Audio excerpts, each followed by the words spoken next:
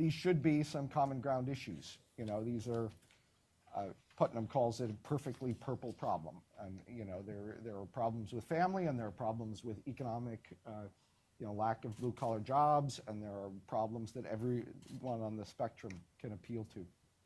And my main source of depression in all this is on my side, given my background, where I come from, at the moment, is really the inability of the mainstream of Republican ideology to have even a language that allows them to describe this social crisis. You know, I think Republicans have a lot to offer on the fiscal crisis, on you know, particularly unsustainable health entitlements, and something to offer on the economic crisis, competitiveness, growth, and other things. But when it comes to this particular set of social crises, this growing class divide, you know, at the convention, in this video that's just coming out, you hear a language that doesn't really address these set of issues. It's a kind of ideological disability.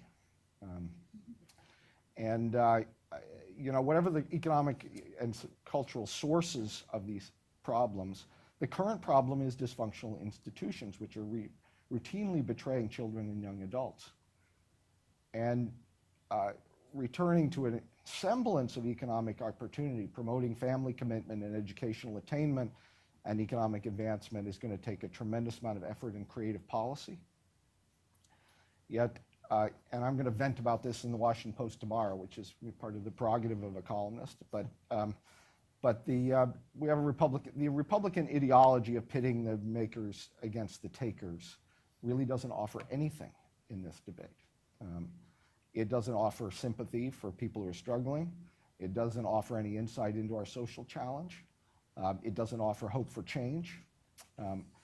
And it really embodies a kind of reductionism. So human worth is reduced to economic production, and social problems are reduced to personal vices, and politics is reduced to class warfare on behalf of the upper class.